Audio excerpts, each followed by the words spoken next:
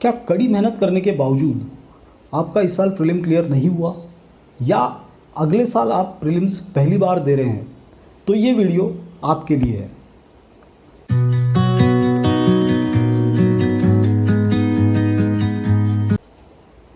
Welcome to UPSC awareness series part 11।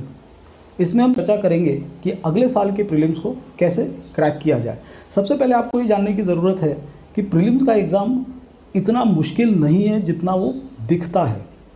सिर्फ आपको उसके कुछ डूज़ एंड डोंट्स और उसको राइट तरीके से करना बहुत ज़रूरी है। तो इसकी शुरुआत करने से पहले एक सिंपल इन्फॉर्मेशन मैं आपको देना चाहूँगा, या एक बहुत ज़रूरी बात आपको जो माइंड में रखनी है वो ये है कि कभी भी प्रीलिम्स की पढ़ाई आइसोलेशन में नहीं करनी होती है। हमेशा इस पूरी एग्ज़ाम की तैयारी आपको इंटीग्रेटेड वे में ही करनी है।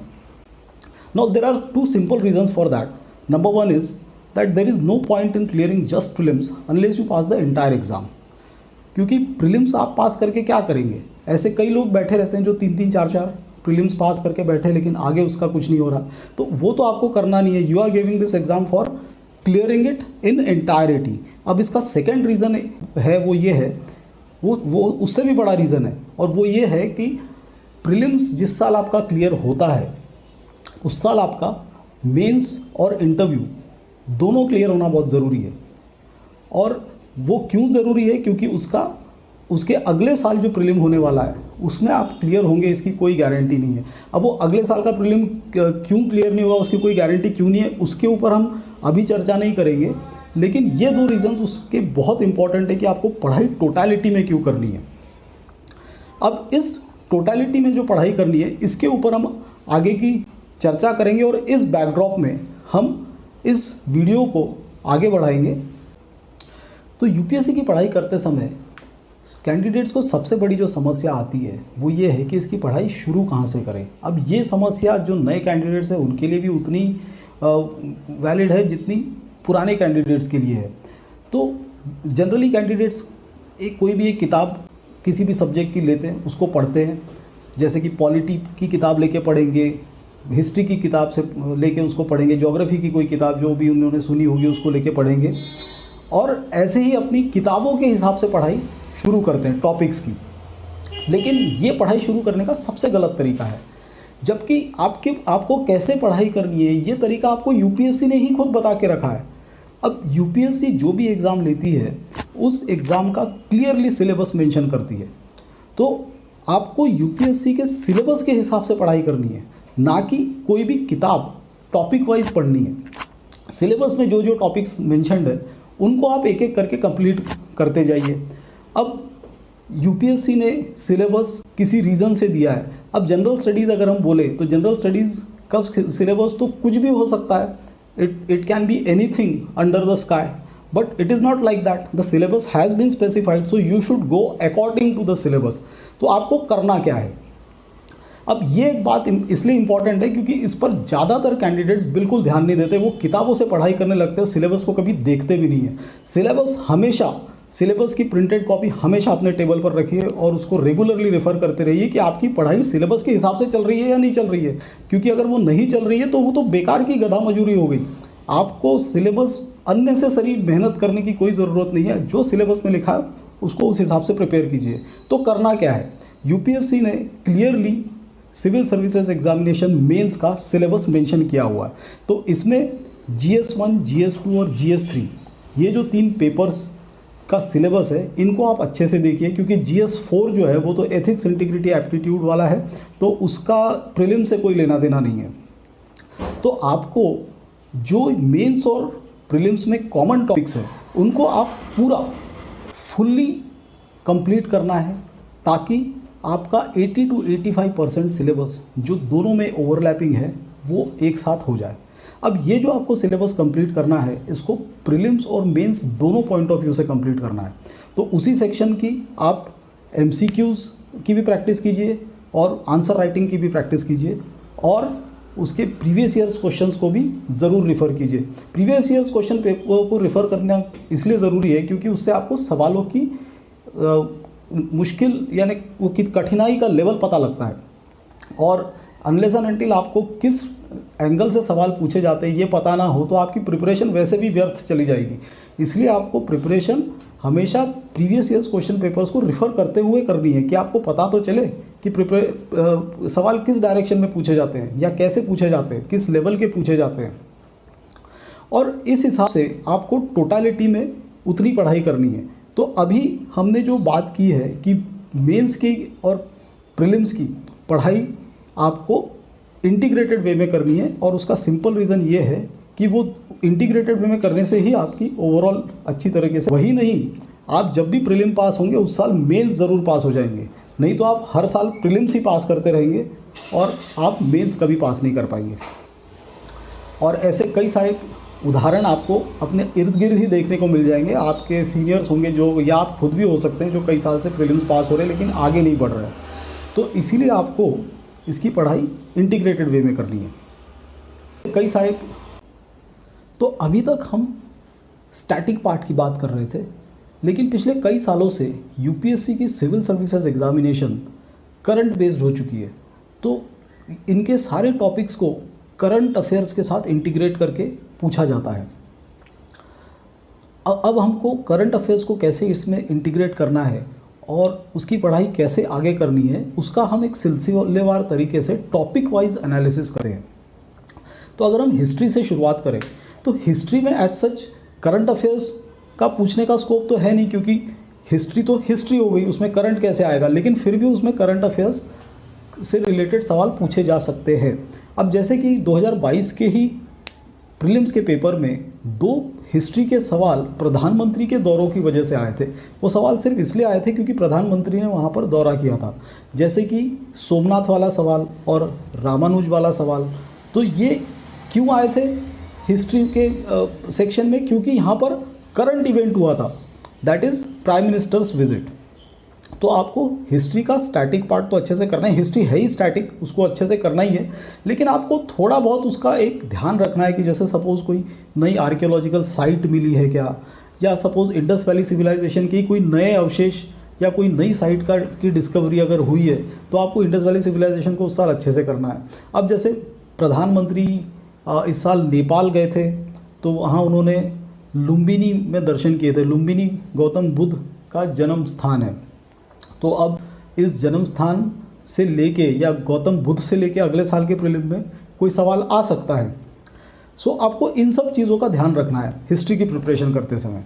तो ऐसे ही अगर हम पॉलिटी पे आए तो पॉलिटी में भी स्टैटिक पार्ट ही ज़्यादा होता है, क्योंकि पॉलिटी में कॉन्स्टिट्यूशनल अमेंडमेंट्स कोई हर साल या हर महीने नहीं होते रहते। बहुत सारे हर साल में होते होंगे, लेकिन हर महीने वो रेगुलर बेसिस पे नहीं होते।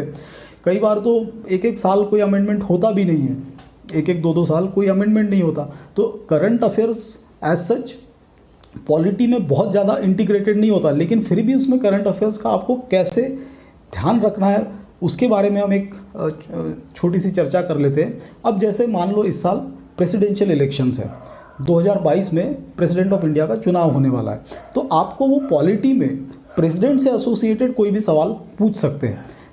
भले ही वो ये नहीं पूछेंगे कि प्रेसिडेंशियल कैंडिडेट कौन था या कौन, ऐसे सवाल कभी नहीं आते प्रीलिम्स में। वो प्रेसिडेंट के ऑफिस से रिलेटेड कुछ सवाल आ सकते हैं।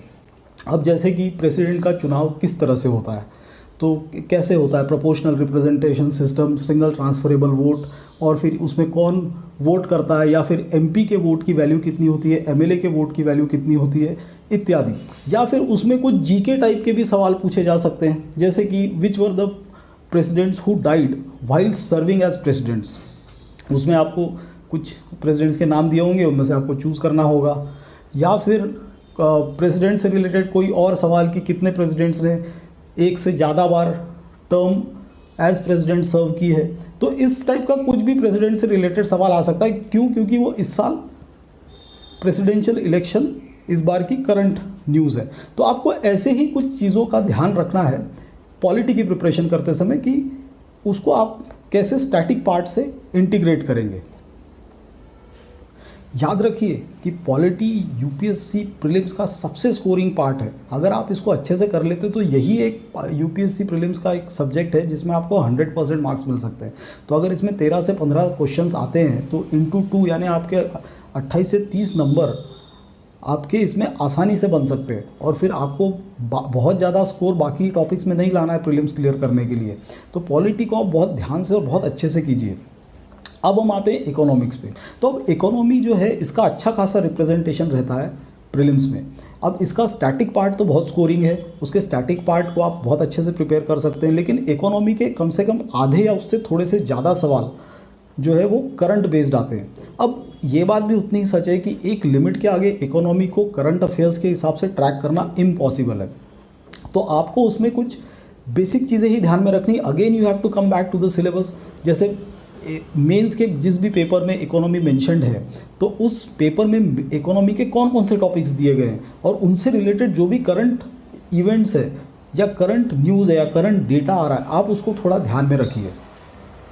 और फिर उसके साथ साथ इंटरनेशनली भी इकोनॉमिक ट्रेंड्स को थोड़ा सा ध्यान में रखिए। अब जैसे अभी राइट नाउ इस साल 2022 में जो इकोनॉमिक ट्रेंड चल रहा है पूरे दुनिया में वो है इन्फ्लेशन का, inflation and interest rate hikes. So now this is the most in thing in current affairs of economic. Similarly अब hike in crude oil prices because of Ukraine Russia war, उसका इम्पैक्ट कैसे देशों के अलग अलग इस पड़ा है, ग्रोथ रेट पे क्या उसका इफेक्ट आया है, उससे बैलेंस ऑफ पेमेंट का कैसे कई देशों में क्राइसिस क्रिएट हुआ है। श्रीलंका उसका एक बहुत बड़ा ज्वलंत उदाहरण है, तो उसका क्या वैसा इफेक्ट इंडिया पे आ सकता है। इन सारी चीज़ों को आप माइंड में रखते हुए इकोनॉमी को पढ़िए। इकोनॉमी को करंट एंगल से एक लिमिट के आगे आप बिल्कुल फॉलो नहीं कर सकते क्योंकि वो इम्पॉसिबल है, और अगर उस पर कोई सवाल आ भी गया तो वो आपको स्किप करना होगा क्योंकि उसके लिए उसका कोई आपके पास इलाज नहीं है। अब इसमें आपको जैसे अगर करना ही है इकोनॉमिक तो इकोनॉमिक सर्वे को बहुत अच्छे से कीजिए और इंटरनेशनल इकोनॉमिक ट्रेंड्स उस पर थोड़ी एक नज़र रखिए। इसके बाद हम आते हैं ज्योग्राफी पर। तो ज्योग्राफी का जो आजकल का ट्रेंड है प्रीलिम्स में सवाल पूछने का वो ज़्यादातर करंट बेस्ड ही है, और उसके लिए आपको दुनिया की हर कंट्री की पहली बात तो लोकेशन बहुत अच्छे से मालूम होनी चाहिए। अब उसको आपको करंट इवेंट्स के साथ कैसे लिंक करना है, तो वहाँ पर जो भी नई डेवलपमेंट्स हुई होंगी इकोनॉमिकली, पॉलिटिकली, कल्चरली और कोई सोशली, या ये सारी की सारी डेवलपमेंट, और उसके लिए आपको कहीं हुई होंगी तो उसका एक डायरेक्ट क्वेश्चन लोकेशन के हिसाब से पूछ लिया जाता है। अब जैसे फॉर एग्जांपल इस बार 2022 के पेपर में 2 सवाल आए थे एटलस बेस्ड या location based. That was one was about Afghanistan कि अफ़गानिस्तान की बॉर्डर शेयरिंग कौन कौन सी कंट्रीज़ के साथ है। ऐसी लेवांत पर एक सवाल आया था। तो ये सारी जो चीज़ें ये लोकेशन बेस्ड सवाल है, तो इसके लिए आपकी लोकेशंस तो बहुत मजबूत होनी ही चाहिए किसी भी हालत में। इसके लिए आपको एटलस रेगुलरली रेफ़र करते रहना है और हर कंट्री की कम से कम लोकेशन तो ध्यान में रखिए, वो बहुत ज़रूरी है। और ऐसे ही इंडिया में हर स्टेट की लोकेशन आपको ध्यान में रखनी। जैसे एक बार प्रीलिम में सवाल आ गया था, अगर किसी को नागालैंड की कैपिटल कोहिमा से अगर कोट्टायम केरला तक आना है तो वो कितने स्टेट्स की बाउंड्रीज क्रॉस करेगा, तो उसके लिए आपको इंडिया के भी सारे स्टेट्स की लोकेशन एक अच्छी तरह से माइंड में चित्र सेट होना चाहिए। अब इकोलॉजी और एनवायरनमेंट भी एक यूपीएससी प्रीलिम्स में पूछा जाने वाला बहुत ही महत्वपूर्ण विषय है और इसका भी अच्छा खासा रिप्रेजेंटेशन होता है। इस बार जैसे 15 से 16 क्वेश्चंस प्रीलिम्स में इकोलॉजी एनवायरनमेंट से आए थे, तो इसमें भी आपको स्टैटिक और करंट दोनों को बहुत अच्छे से करना है। तो स्टैटिक पार्ट करने के लिए आप सबसे पहले तो इसके सारे जितने भी बायोस्फीयर रिजर्व्स है और डेजर्टिफिकेशन के केसेस है, इंडेंजर्ड स्पीशीज़, जितने भी बॉटनिकल एंड जोलॉजिकल गार्डन्स है इंडिया में, और वर्ल्ड में डेजर्टिफिकेशन के केसेस, कौन सी लेक्स सूख गई, जैसे इस बार एक अफ्रीका की एक लेक सूख गई, उसके ऊपर एक सवाल आया था। तो इस टाइप की चीज़ों पर आप ध्यान रखिए और उनको आप अपने स्टैटिक पार्ट के साथ इंटीग्रेट कीजिए। ऐसी एनवायरनमेंट से रिलेटेड जितनी भी समिट्स अभी तक हुई हैं या अभी जो लेटेस्ट एनवायरनमेंट से रिलेटेड समिट हुई है वर्ल्ड की, उसके क्या की पॉइंट्स थे उनको आप ध्यान में रखिए। तो इससे आपको एक इकोलॉजी एनवायरनमेंट में अच्छा स्कोर करने का मौका मिलेगा। अब अगेन इकोलॉजी और एनवायरनमेंट भी टॉप स्कोरिंग टॉपिक्स नहीं है यूपीएससी का, इसमें आपको कुछ सवाल स्किप करने ही होंगे, लेकिन फिर भी अगर आप इन सब चीज़ों का अच्छे से अध्ययन कर लेते हैं, जैसे कि कौन कौन से बायोस्फीयर रिजर्व्स है, कौन कौन से वेटलैंड्स है, तो आपको एक फिर भी अच्छा खासा स्कोप बन जाएगा, उसको करंट के साथ इंटीग्रेट करने की ज़रूर कोशिश कीजिए। फिर अगर हम आते हैं इंटरनेशनल रिलेशंस पे, तो इंटरनेशनल रिलेशंस के क्वेश्चंस तो ज़्यादातर करंट बेस्ड ही होते हैं, और इस बार के प्रीलिम्स में इंटरनेशनल रिलेशंस पे अच्छे खासे सवाल आए थे, और उसमें अच्छे खासे सवाल पूछने का स्कोप भी बहुत होता है। वो सिंपली इसलिए क्योंकि वर्ल्ड में तो हमेशा कुछ ना कुछ चलता ही रहता है, कहीं कुछ अपने नेबरिंग कंट्रीज़ में कुछ चलता रहता है, इंडिया के नेबर्स के साथ कैसे रिलेशंस है वो चलते रहते हैं, इंडिया के बाकी कंट्रीज़ के साथ क्या रिलेशंस है वो चलते रहते हैं, और आप फॉरेन कंट्रीज़ में उनके आपस में क्या रिलेशंस है वो सारे चलते रहते हैं। तो इसके लिए आप सारी की सारी जो समिट्स होती है इंटरनेशनल लेवल की, बायलैटरल एंड मल्टीलैटरल फोरम्स जो होती है, यूएनओ से रिलेटेड जो न्यूज़ होती है, उसका एक अच्छा ट्रैक रखिए। फिर ऑर्गेनाइजेशंस जैसे G7, Quad, BRICS, G20, NATO, Warsaw Pact, ये सारा भी आपको करते रहना है, उसकी तरफ ध्यान रखना है, क्योंकि इनसे रिलेटेड कुछ ना कुछ न्यूज़ हमेशा होती रहती है। अच्छा, इसके अलावा इंटरनेशनल रिलेशंस में एक चीज़ और ध्यान में रखिए कि उस साल प्रधानमंत्री ने कहाँ कहाँ के दौरे किए। अब जैसे पीछे प्रधानमंत्री यूरोप के 3 देशों में गए थे, जर्मनी, डेनमार्क, फ्रांस, फिर अभी रिसेंटली नेपाल गए थे। तो इनसे रिलेटेड इंडिया का क्या रिलेशन होगा, उससे कोई भी सवाल आ सकता है। जैसे अभी हमने चर्चा की, नेपाल में प्रधानमंत्री ने लुम्बिनी को विजिट किया, तो उसकी वजह से गौतम बुद्ध का कोई सवाल प्रीलिम में आ सकता है। तो ऐसी चीज़ें माइंड में रखते हुए इसको थोड़ा स्मार्ट वर्क करते हुए प्रीलिम्स की पढ़ाई करनी है। और ये तो बात सच है कि अभी वो ज़माना गया जिसमें सिर्फ हार्डवर्क से काम होता था, अभी हार्डवर्क और स्मार्ट वर्क दोनों करना होता है। तो इसी तरह से प्रधानमंत्री के सभी दौरों पर एक पैनी नज़र रखिए, भले ही वो डोमेस्टिक रूट टूर्स हो या इंटरनेशनल टूर्स हो। डोमेस्टिक टूर्स में भी आपको कई चीज़ें ध्यान में रखनी है, और उसको हर चीज़ को सोशल, कल्चरल और पॉलिटिकल एंगल से देखते रहना है। तो इसीलिए मैंने बोला कि इसमें आपको स्मार्ट वर्क करने की ज़रूरत है। अब यूपीएससी प्रीलिम्स में एक बहुत ही इंपॉर्टेंट टॉपिक है, वो है साइंस एंड टेक। अब साइंस एंड टेक में एक अगेन स्टैटिक पार्ट है और करंट पार्ट है। तो उसका स्टैटिक पार्ट जो है, उसमें से जो सवाल आते हैं वो कई बार जो नॉन साइंस बैकग्राउंड के कैंडिडेट्स हैं उनको करना मुश्किल हो जाता है, क्योंकि कई बार वो बेसिक बायोलॉजी और केमिस्ट्री वगैरह से भी सवाल आ जाते हैं, तो उनको स्किप भी कर सकते हैं आप, उसमें कोई दिक्कत नहीं। लेकिन उसका जो टेक्नोलॉजी पार्ट है वो जनरली करंट बेस्ड आता है, तो उसमें लेटेस्ट आपको हर टॉपिक के, जैसे आप कोई भी साइंस एंड टेक की किताब पढ़ेंगे तो उसमें उस टॉपिक से रिलेटेड, सपोज न्यूक्लियर पावर को आप, या न्यूक्लियर फ्यूल या न्यूक्लियर एनर्जी को आप स्टडी कर रहे हैं, तो उससे रिलेटेड वर्ल्ड में और इंडिया में कौन सी डेवलपमेंट्स हुई उसको आप ध्यान में रखना है, आपको अपने नोट्स में उसको इंटीग्रेट करना है। ऐसे ही आप आर्टिफिशियल इंटेलिजेंस से रिलेटेड कोई चीज़ होगी, इस बार नैनो टेक्नोलॉजी पे एक सवाल आ गया था, तो एक्चुअली सवाल उसमें कई बेसिक होते हैं, लेकिन उसमें कोई ना कोई करंट इवेंट हुआ होता है, इसलिए वो बेसिक सवाल भी पूछे जाते हैं। तो यूपीएससी का पूरा नेचर आज की डेट में करंट बेस्ड हो गया है, ज़्यादातर सवाल करंट इवेंट्स की वजह से स्टैटिक पार्ट के पूछे जाते हैं। तो इसमें आपको इस तरह से ध्यान रखना है। और कुछ इमर्जिंग टेक्नोलॉजीज़ होती है, उसको आप अच्छे से कीजिए। अच्छी मैगजीन आती है साइंस रिपोर्टर करके, उसको आप रेगुलरली रेफ़र करते रहिए। 1 महीने में एक ही आती है, पतली सी मैगजीन होती है, उसको आप कर सकते हैं। उसका एप्लीकेशन भी अवेलेबल है, उसमें से आपका वो अच्छा खासा कवर हो जाएगा। इसी तरह से प्रीलिम्स की पढ़ाई करते समय आपको कुछ डूज़ एंड डोंट्स भी याद रखने हैं। सारे सब्जेक्ट्स की बात तो हमने कर ली, अब कुछ डूज़ एंड डोंट्स की बात कर लेते हैं। तो आपको सबसे पहली बात उसमें एक ध्यान में रखनी कि सारे सब्जेक्ट्स को इक्वल वेटेज दे के नहीं पढ़ना है। अब जैसे कि अगर जब आप हिस्ट्री की पढ़ाई करते हैं तो आपको एंशिएंट और मिडिवल इंडिया की पढ़ाई बहुत ज़्यादा फोकस करके पढ़ने की कोई ज़रूरत नहीं है। आप उसको एनसीईआरटी लेवल पर ही सीमित रखिए और उसके प्रीवियस ईयर्स क्वेश्चंस को एक बार देख लीजिए, बस उतना ही आप कर सकते हैं। क्योंकि उससे ज़्यादा पढ़ाई करने से आपको उसका कोई एक्स्ट्रा बेनिफिट होने वाला नहीं है। क्योंकि अगर आप इस साल का क्वेश्चन पेपर देखेंगे तो उसमें जो हिस्ट्री के सवाल थे, फ्रीडम स्ट्रगल और मॉडर्न इंडिया को छोड़ के, वो तो एमए जो हिस्ट्री में कर रहे हैं उनके लिए भी मुश्किल थे। तो आप उसमें कहाँ स्टैंड करेंगे? जो हिस्ट्री बैकग्राउंड के नहीं है या फिर जो नॉन आर्ट्स बैकग्राउंड के हैं, वो लोग तो उसको वैसे भी नहीं कर पाएंगे। और इसीलिए उसको बहुत ज़्यादा फोकस करना और उस पर बहुत ज़्यादा डीप में रिसर्च करके आपको कोई फ़ायदा नहीं है। तो आप उसको सिर्फ एनसीईआरटी के लेवल पर ही सीमित रखिए। ऐसे ही आपको एक और जो चीज़ ध्यान में रखनी है वो ये है कि क्वेश्चन पेपर्स जो पुराने साल के हैं उनको हमेशा देखते रहिए। उसमें आपको ये इम्पॉर्टेंट है कि आपको कैसे सवाल आए थे और सवाल पूछने का लेवल क्या होता है उसका आपको एक अंदाज़ा मिलेगा, इसीलिए आपको वो करना बहुत ज़रूरी है।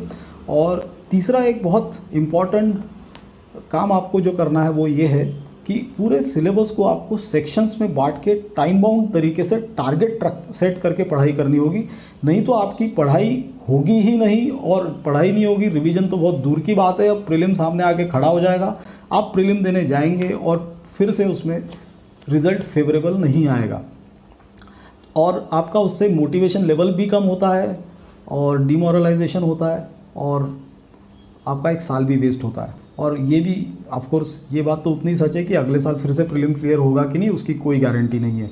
तो इसीलिए प्रीलिम्स को अगर आप सिस्टमैटिक तरीके से पढ़ते हैं तो प्रीलिम्स भी क्लियर होगा और मेंस भी क्लियर होगा और इंटरव्यू भी क्लियर होगा, और जिस साल आप प्रीलिम्स क्लियर होंगे उस साल आप सिलेक्ट भी हो जाएंगे। तो इस प्रेजेंटेशन में हमने सीसैट की चर्चा जानबूझ के नहीं की है क्योंकि उसकी वजह से ये वीडियो बहुत बड़ा हो जाता, और सीसैट को कैसे क्लियर करना है, उसको कैसे टैकल करना है, इसके ऊपर हम किसी और वीडियो में ज़रूर एक विस्तृत चर्चा करेंगे। तो हमने इसको जीएस पेपर 1 तक ही सीमित रखा है। इसी तरह से यूपीएससी अवेयरनेस सीरीज़ के हमने कई सारे वीडियोस अपलोड किए हैं। आपको कोई भी सवाल होंगे कमेंट बॉक्स में ज़रूर पूछिए। आप इन्हीं सवालों को हमारे ईमेल पर भी पूछ सकते हैं askrahulsir@gmail.com। उम्मीद है वीडियो आपको पसंद आई होगी। इस वीडियो को लाइक कीजिए, शेयर कीजिए और हमारे चैनल को सब्सक्राइब कीजिए। Thank you very much.